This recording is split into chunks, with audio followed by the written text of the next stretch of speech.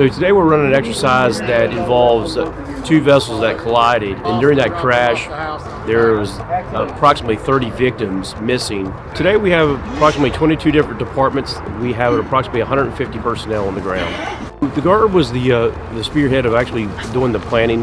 We've spearheaded this event and been kind of the lead for this year's event. Our department's involvement includes our swiftwater rescue team and our dive rescue team, both participating in it to assist in finding the victims of this incident. For us, it's excellent. We don't get a chance to get out and actually practice this aspect very often, and especially with the interagency cooperation. The involvement of everybody else helps make this a little bit more of a realistic situation.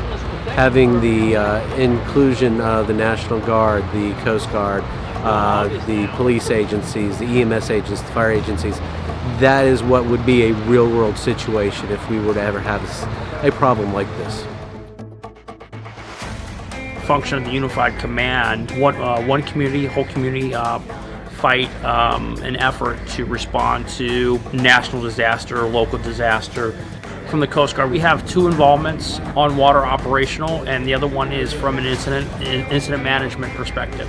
So we have a 29-foot rescue boat out there that is actually providing security for the dive operations. In the bingo hall here, we are conducting a unified command post with South Charleston Fire Department.